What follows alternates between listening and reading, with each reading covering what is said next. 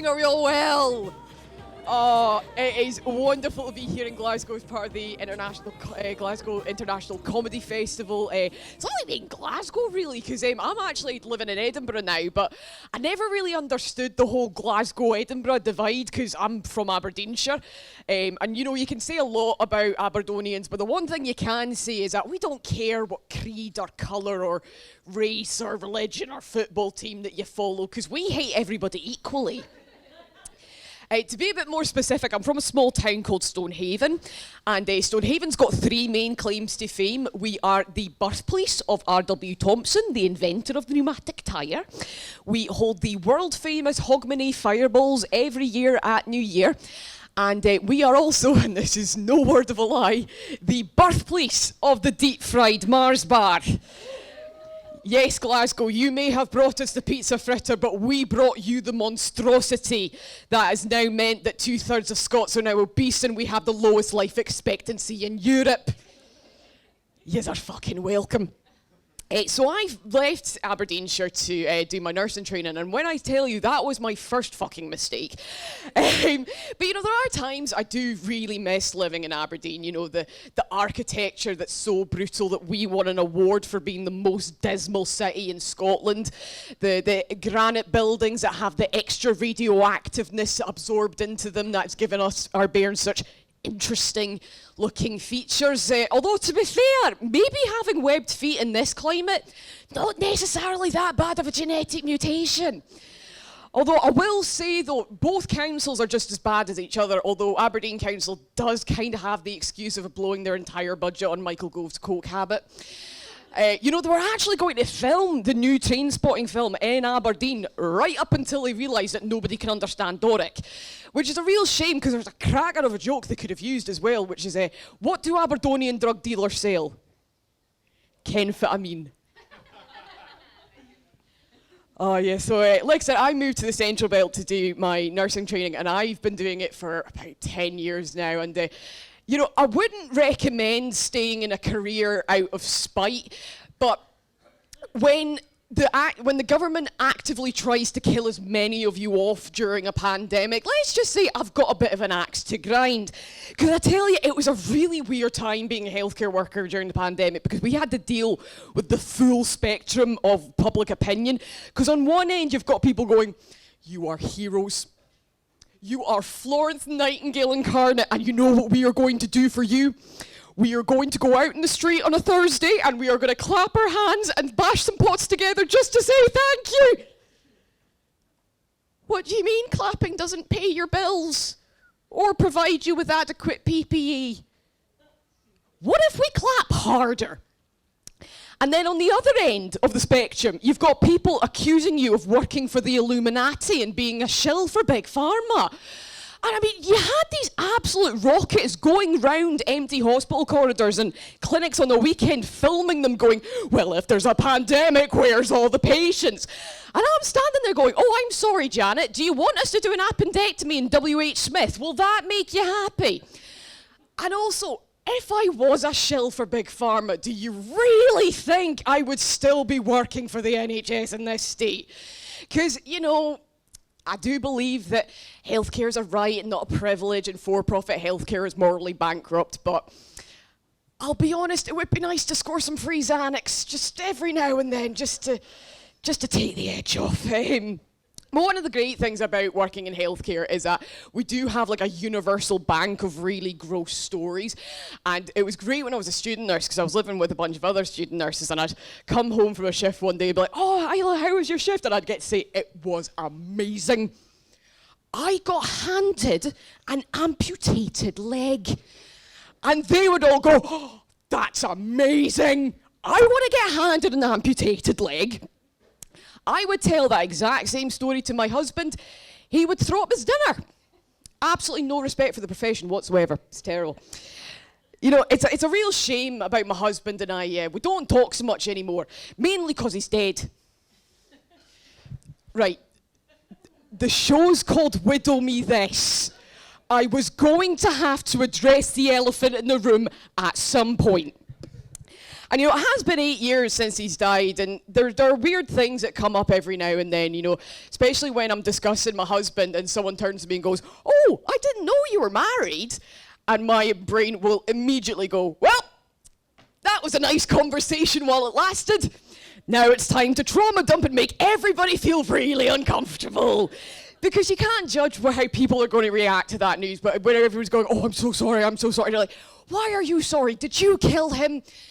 And also, after 8 years, it's actually quite fun to just make up really outlandish lies about him just to see how people react to it. Because I get a lot of, "Oh, well, how did you lose him?" Yeah, I lost him down the back of the sofa.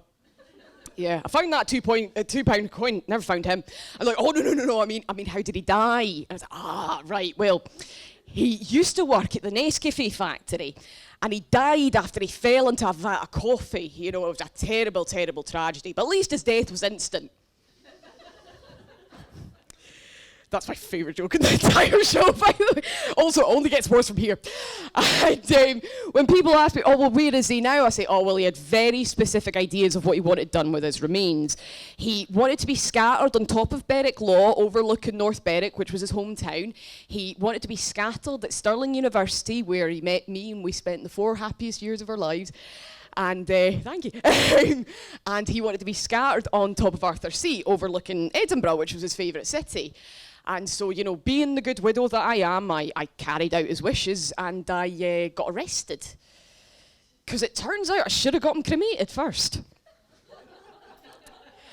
So I should probably introduce you to the main man of the show tonight. So this is Stuart. He's a handsome fucker, isn't he? Can't believe I managed to get him to make an honest woman out of me. And I'm also very excited to tell you that he's actually here with us tonight.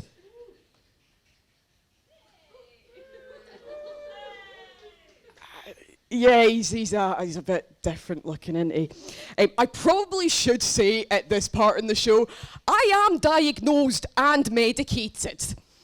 With what? I'll let you decide. It's a fun game for you on the way home. Maybe she's born with it, maybe it's complex trauma.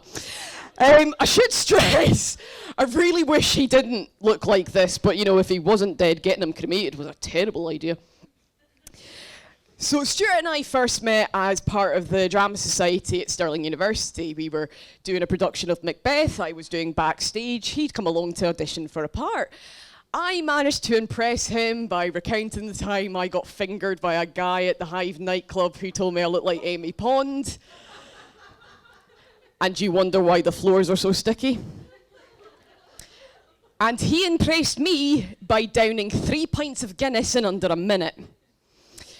It does say a lot about me that I look at a guy and go, "That man is potentially a raging alcoholic. That's the man for me."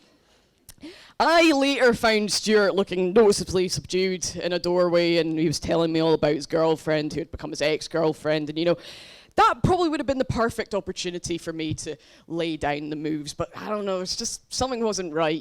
Maybe it was the alcohol, maybe it was my confidence, maybe it's the fact he threw up in a bin when he was walking me home. It's hard to say. I also should take this part of the show to explain to you that I was not always the incredible sex goddess you see on stage in front of you tonight. Shocking, I know. Because the thing is, I started out as quite a cute kid. Look at the little... This is when my teeth came in and I had absolutely no idea how to smile with them. But then when I turned 9 years old, I hit puberty. And puberty hit me hard. And it took me from this really cute kid into this. Sorry, no, wait, wrong fault. Yep. You get the idea. I grew up on a diet of Disney and fairy tales where the men were brave and strapping and the women were pretty and virtuous, but I also grew up in Aberdeenshire. Virtue was a non-existent concept, and men were only brave and dashing when they were going into the field to catch their next date. So instead of puberty turning me from the ugly duckling into the swan, it took me from being a pretty cute kid to this weird, fat, sweaty, spotty mess. I couldn't understand why I wasn't like the princesses in my fairy tales until one day when I was about 11 or 12, my granny looked at me and went, "Isla, I know you're of this family, because you're built like a crofter. You're short and you're stout and you're of good stock. I know she meant well by this, but it kind of destroyed any last chances I had of finding Prince Charming. But it was also at this time that I discovered sci-fi and fantasy and things like Star Wars and Doctor Who, where the underdogs could be the true heroes of the day. You know, the ordinary people could become superheroes.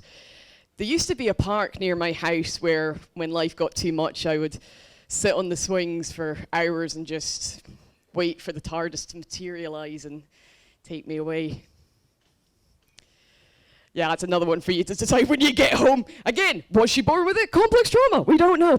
But that all changed when I left Aberdeenshire and moved to Stirling for university. It was very much like that scene in The Wizard of Oz where Dorothy goes from Kansas to Oz and everything goes from black and white to Technicolor, and I'm standing there going, the seagulls are a normal size! And there's green things! And look, the buildings aren't radioactive! What a time to be alive! But the biggest revelation for me throughout all of this was the fact that I was considered attractive. And so I had a lot of catching up to do, so spent the first year and a half of university, you know, revolutionising myself, which mainly consisted of touching a lot of dicks in nightclubs, let's be honest here. I very much wanted to touch Stuart's dick. But the problem being is that I was at least 10 years behind normal socio-romantic development, so all of the tips I learned were like from a flowchart in Cosmo magazine. And they were suggesting doing things like, oh no, I appear to have dropped my pencil on the floor.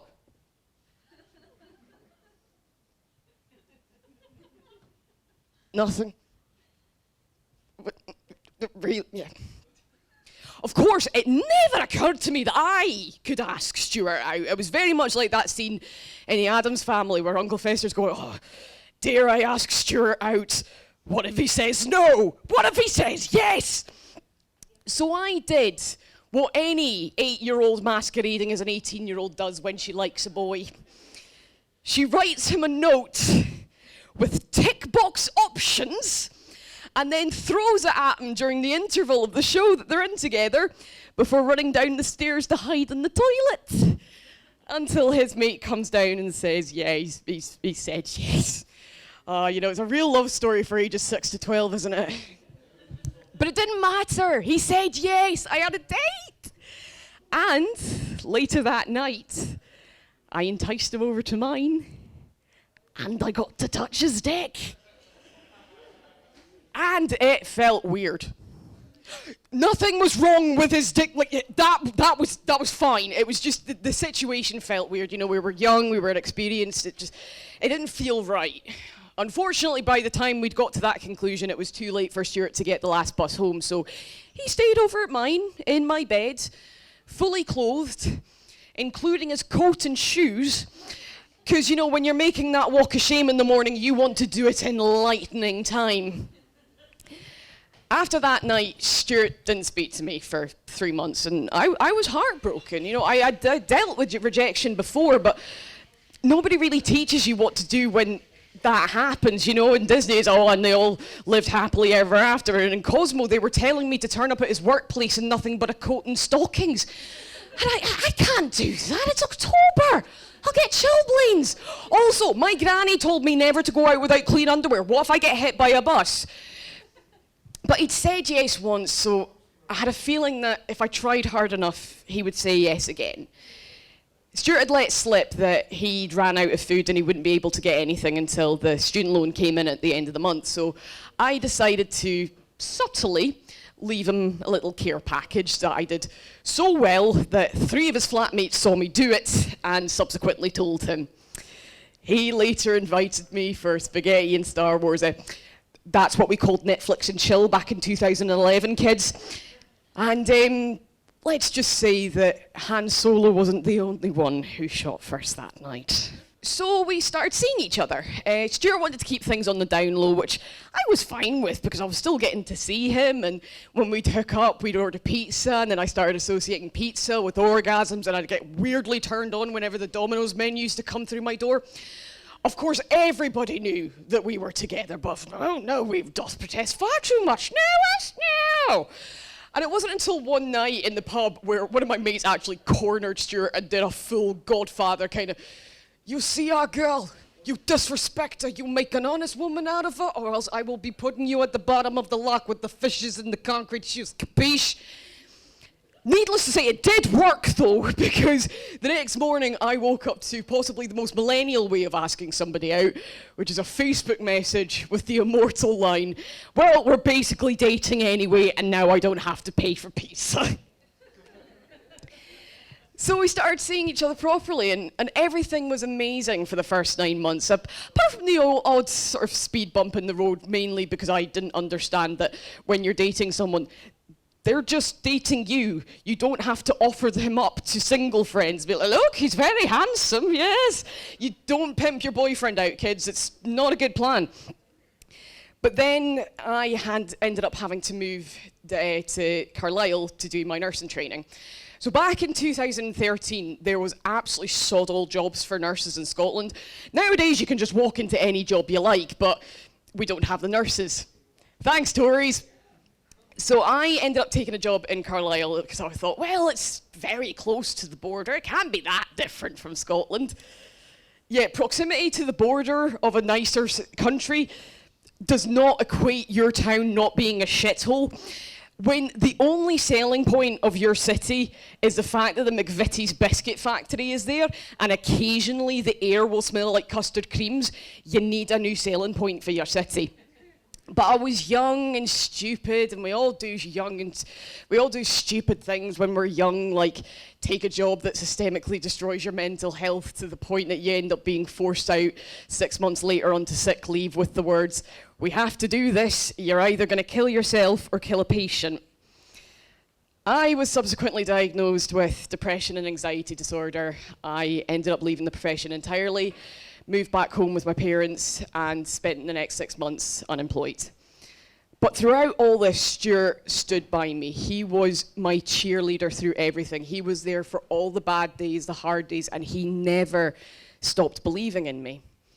And it was in 2015, after he graduated, he floated the idea of me going back into nursing. He had got himself a job working in the tourism industry in Edinburgh, and he thought, well, if you get back into nursing, we can finally start living the dream that we've always wanted to, be in the same city, finally get a place together and make a real shot of this. And in 2016, when I was accepted to go back onto what's known as a return to practice course, we really thought that 2016 was going to be our year, the year when all of our dreams would come true. And that's when Stuart started getting sick. Now, as a nurse, we do have a bit of a bad tendency to self-diagnose those around us. Simple trip around the supermarket, you've diagnosed the diabetic alcoholics quicker than you can get your candy floss flavoured vape and your 2-litre bottle of cider. But with Stuart, it started a lot more subtly. He started getting problems with his swallow, so he went to the GP. They did routine tests, and everything came back normal because, well, why wouldn't it? He was a regular 22-year-old guy. There shouldn't be anything wrong with him.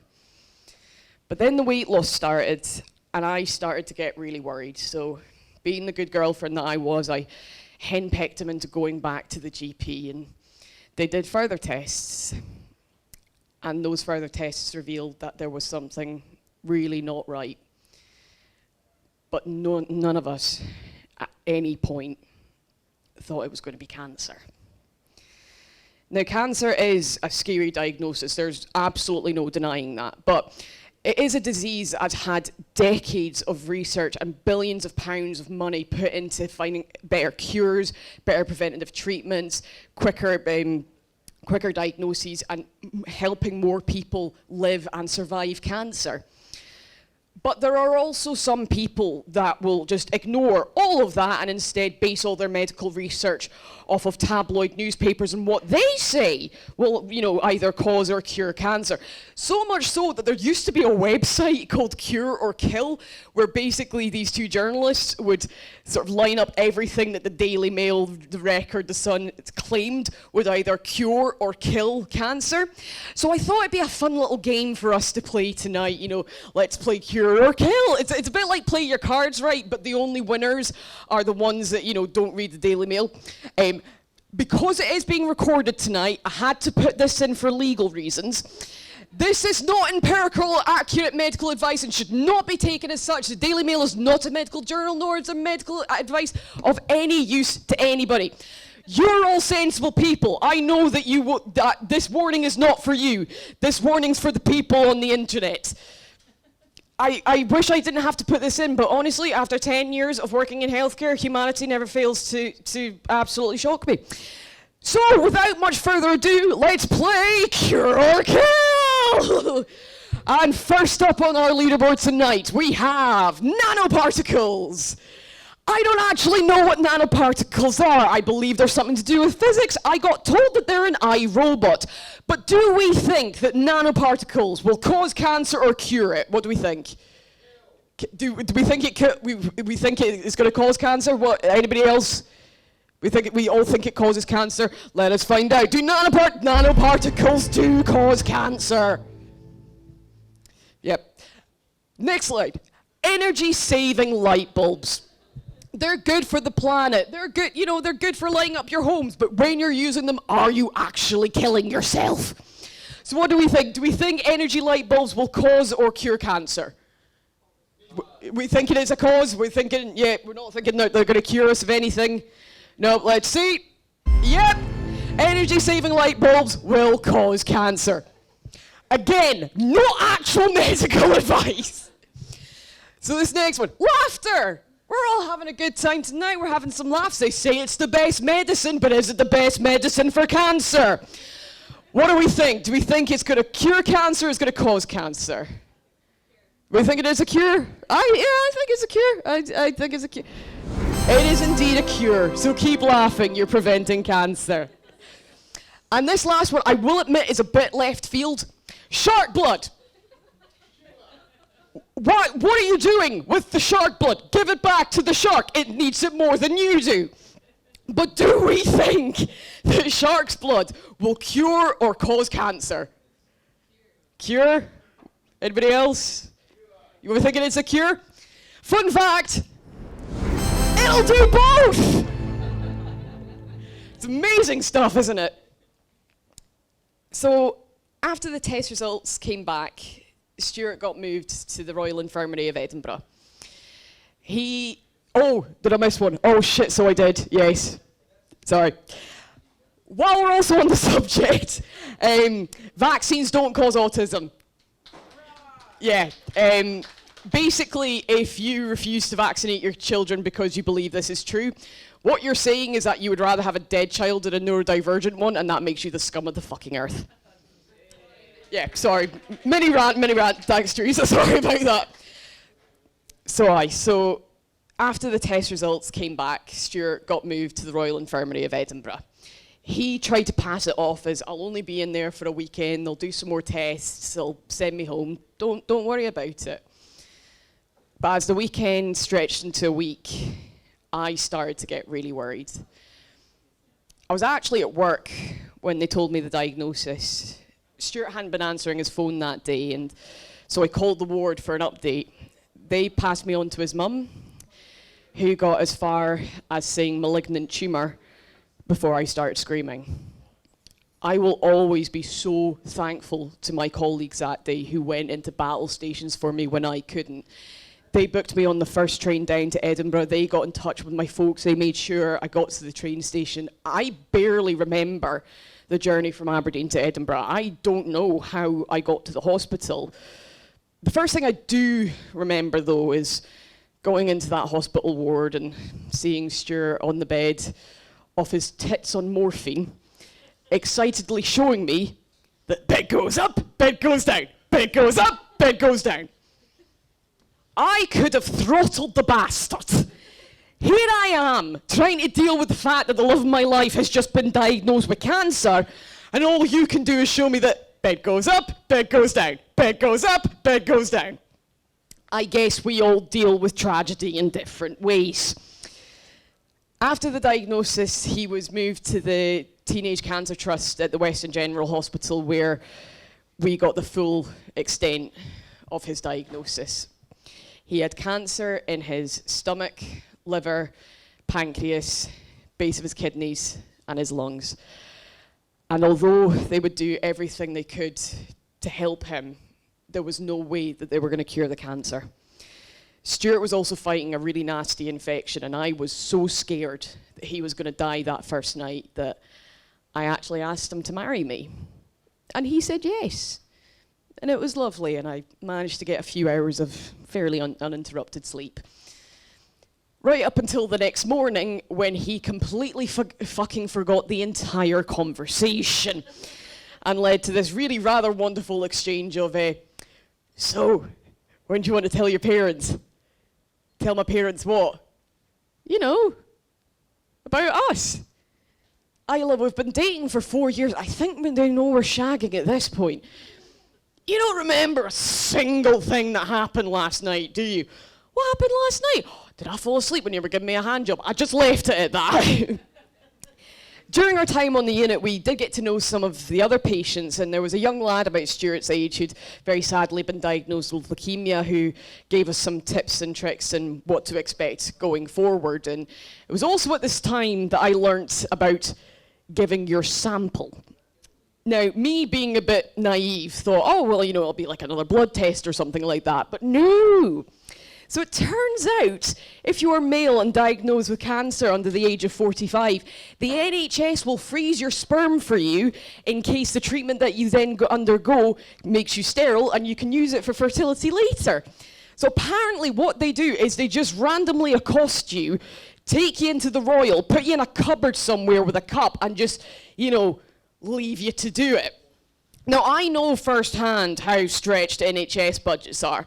But if this is potentially your last chance to have your own biological offspring, would you not give them something to, you know, help the progress along? I mean, I'm not talking like iPads with Pornhub downloaded on it. We don't have the money for that. But like, you know, just like a copy of Good Housekeeping magazine with a particularly raunchy lingerie section. I don't know.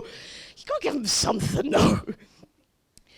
Unfortunately, Stuart wasn't ever going to be well enough to give his sample. After a 2-week stay, it became obvious that the treatment wasn't working, and the decision was made to move him to St Columba's Hospice in Edinburgh. This is where we were finally able to come to terms with the future that was coming ahead of us. It was also where Stuart proposed to me, and we got married.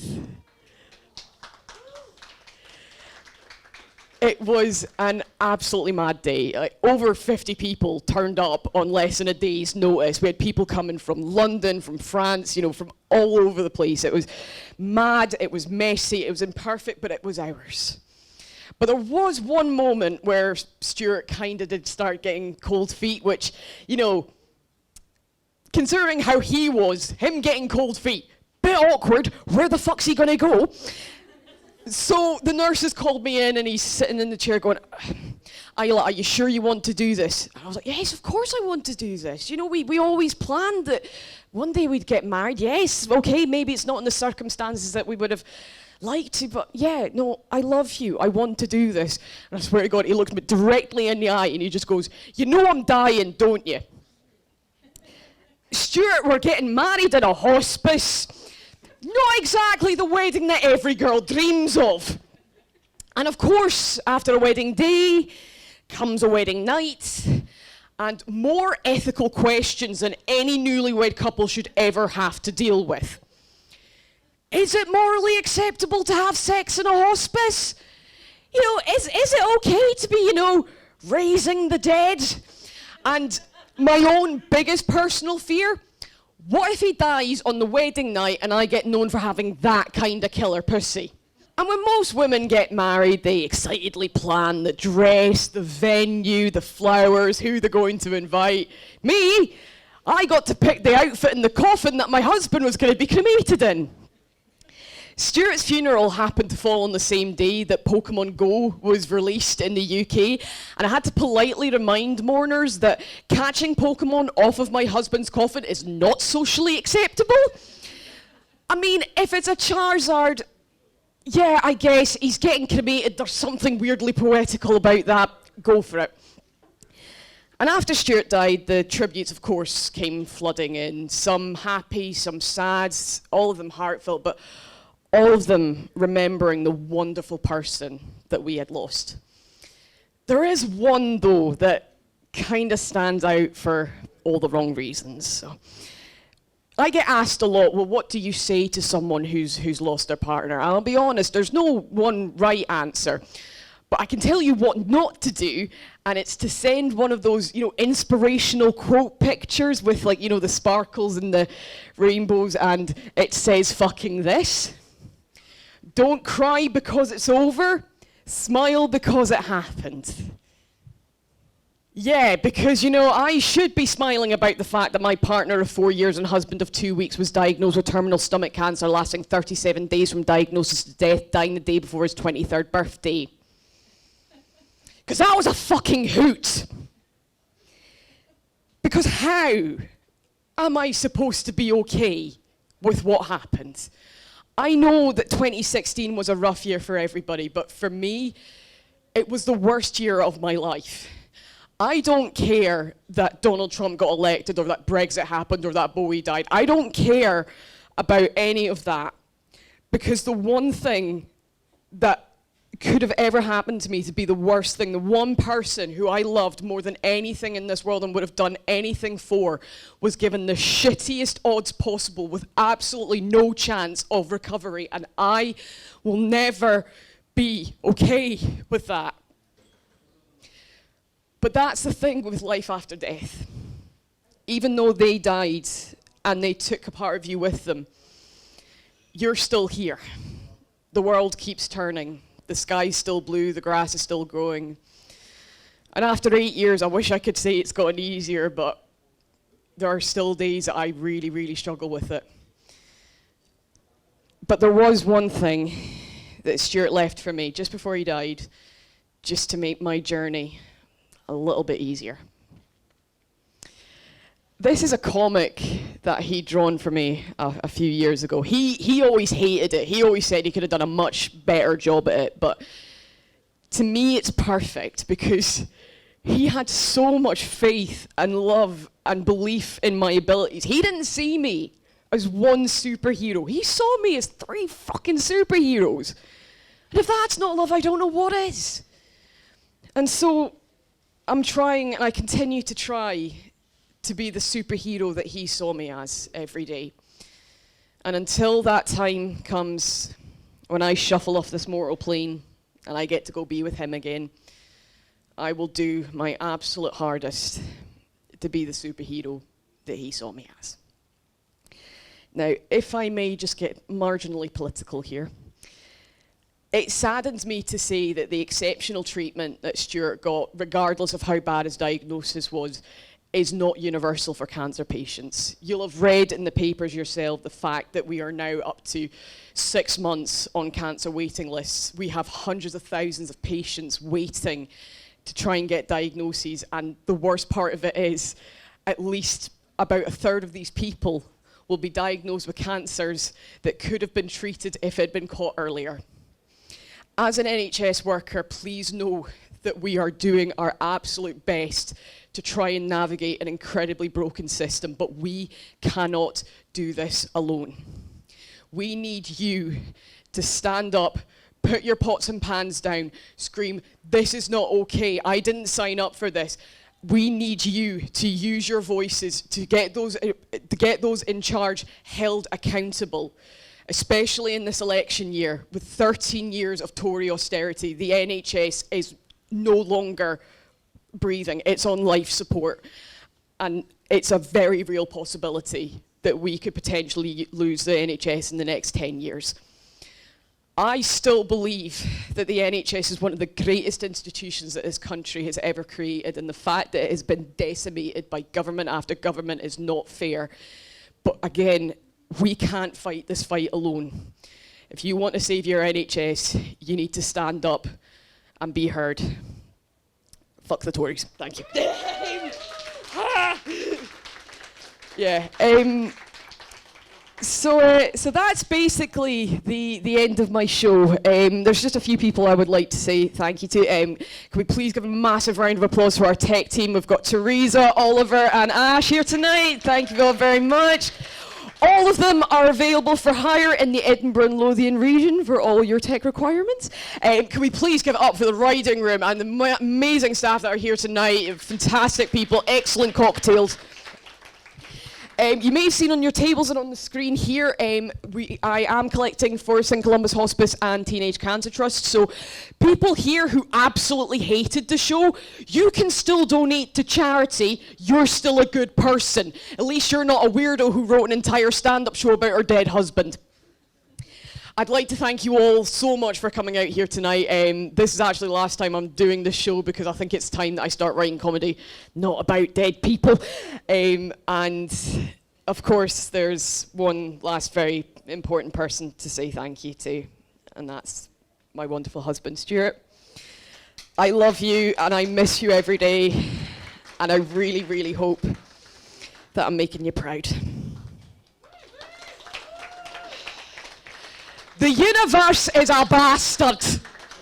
Cancer can go fuck itself. And life is a shipwreck. But that doesn't mean we can't sing in the lifeboats. Well, every fucking time. There we go.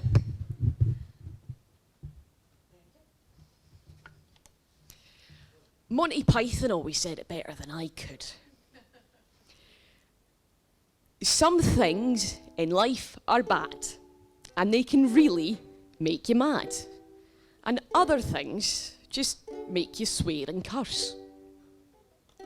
But when you're chewing on life's gristle, don't grumble, give a whistle. And this will help things turn out for the best. And always look on the bright side of life. Always look on the light side of life. If life seems jolly rotten, there's something you've forgotten, and that's to laugh and smile and joke and sing. When you're feeling in the dumps, don't be silly chumps. Just purse your lips and whistle, that's the thing. And always look on the bright side of life. You can sing along if you want to, by the way. This is... Always look on the bright side of life. For life is quite absurd, and death's the final word. You must always face the curtain with a bow. Forget about your sin, give the audience a grin. Enjoy it, it's your last chance anyhow. So always look on the bright side of death. Just before you draw your terminal breath. Life's a piece of shit when you look at it. Life's a laugh and death's a joke, it's true. You'll see it's all a show, keep 'em laughing as you go. Just remember that the last laugh is on you. And always look on the bright side of life. Always look on the bright side of life. What do you say, guys? One more time. Always look on the bright side of life. Always look on the bright side of life. Thank you all so much for coming out. Have a great evening.